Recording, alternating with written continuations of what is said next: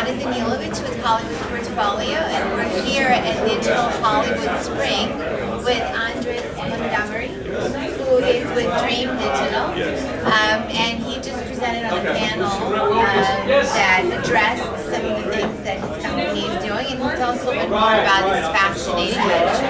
Yes, so Dreem Digital is focused on helping schools adopt iPads in the classroom. We provide software, apps, and services to help teachers manage their classrooms and educate them on the right way of using their tablets in the classroom. That is so needed and such a good way to learn. Yes, and the company was born out of gaming, and so the first couple of apps we built have been game-based apps that allow kids to play games, but in our initial apps, they were 5th grade math and 5th grade language, and they were able to enjoy learning math and language while they were playing games. Nothing better than having fun while you're learning. That's the idea. How long has the company been around, and what are some plans for growth? The company's been around since 2011, so it's less than a year. Plans for growth are we're currently out raising capital to build more apps and applications and things to do on the iPad. Our revenue projections, it's a huge market, and we see ourselves doing about $6 million in the next year and a half to 2 years, and then from there going north of 10 to 20 million. And the revenues are kids purchasing the apps, or is it ad supported, or what's the business model? Well, it's both. Initially, it is the schools purchasing the apps and the services. So we have a SaaS model that says not only buy the apps, but the services to help the school collect data on how the students are doing, how the teachers manage the classroom. So the schools purchase apps, but our apps are available in the stores, so parents can also buy the app for their kids to use at home. So that's and of course, you know, the app economy, a lot is in-app purchases. So we also make entertainment-related games and have in-app purchases that give us an opportunity to buy them. So in an upsell once someone has That's right.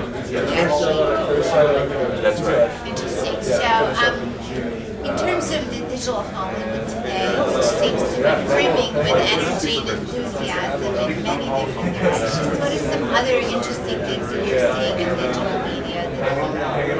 Well, really the consciousness of Hollywood and the entertainment industry around the app economy or mobile as impending, or definitely something that's happening, figuring out how to use mobile and incorporate it, not as an afterthought, but in the planning stages of developing content. So that merger between content and a mobile platform that's created is what you're really hearing and seeing. I've been to previous digital Hollywoods, and it's been a buzz now. It was a buzz in the previous one, but even more so now. There's a real consciousness. So all the different devices have been made medium, mobile, and portable. So does every child now have an iPad in addition to an iPhone, or a phone and a pad? That's maybe not brand related. No, I would say not yet, but we're going to work on that. So not only that you're selling the apps, but you're in essence getting an installed base of no child left behind. That's right. Without an iPad. That's right. I mean, or a Android-based tablet. We're agnostic on the technology, but yeah, I mean, it's funny. Everywhere you turn now, you see they even have a smartphone. A friend of mine calls it the pass back, which is when you get in the car.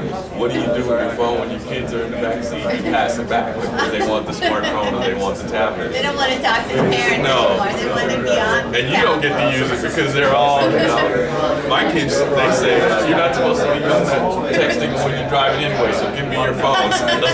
They just want to play games. So they know the way to your Oh heart. yes, they will definitely find a way to get to those tablets. So as soon as children, what age would you say to start using a tablet? What are you seeing as a K-12 that you're selling to?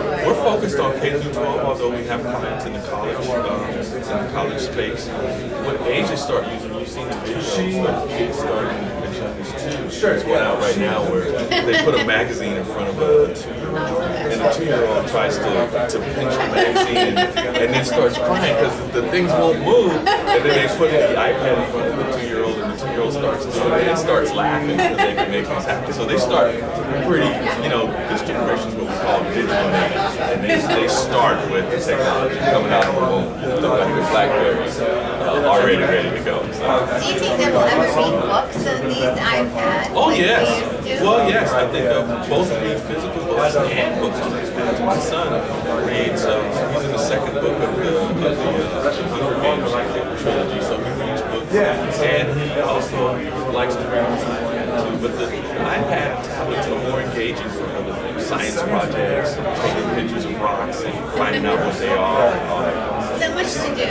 Yes. I would think that the kids have done. But what we're doing it all with the doing. tablet. But with a tablet, it can't be done without a tablet. It's just not cool enough. That's right. That's right. I'd much rather them do that than be stuck with a game console sitting there just moving their thumbs inside. Yeah, it's just such an opportunity. Thank you so much for sharing your views. This has been very insightful, I'm sure, for our viewers and everyone else. Having a great time.